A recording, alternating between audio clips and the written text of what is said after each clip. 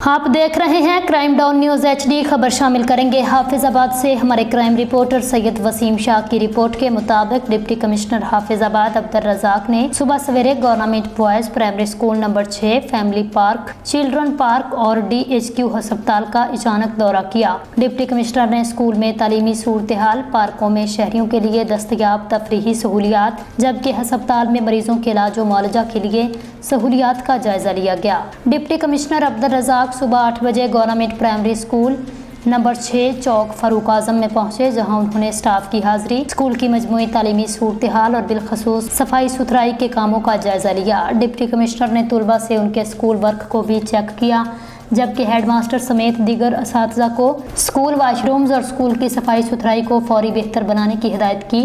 Deputy commissioner نے family park اور children park کا بھی دورہ کیا، جہاں انہوں نے پارکوں کی صفائی ستھرائی، بچوں کے جھولے، شہریوں کے لیے دستیاب تفریحی سہولیات کا جائزہ لیا۔ ڈپٹی کمشنر نے بغیر اطلاع اچانک DHQ ہسپتال کا دورہ کیا، جہاں انہوں نے شعبہ emergency, OPD، dental ward, گائنی ward, ہسپتال میں قائم پناہ گاہ کا بھی دورہ کیا۔ ڈپٹی کمشنر نے اپنے دورے کے دوران ہسپتال میں مریضوں کو فراہم کی جانے والی علاج و معالجہ کی سہولیات، ڈاکٹرز اور دیگر سٹاف کی حاضری، ادویات کی فراہمی اور دیگر انتظامات کا جائزہ لیا۔ ڈپٹی کمشنر نے ہسپتال میں بنائے جانے والے پرچی کاؤنٹر کا بھی دورہ کیا۔ ڈپٹی کمشنر نے MS ڈاکٹر مقصود ظفر کو ہدایت کی ہسپتال میں آنے والے تمام مریضوں کو علاج و معالجہ کی بہتر سہولیات اور دیگر انتظامات کو بہتر بنایا جائے۔ اب تک کے لیے اتنا ہی۔ مزید نیوز اور اپڈیٹس کے لیے آپ دیکھتے رہیے کرائم ڈاؤن نیوز HD۔ اللہ حافظ۔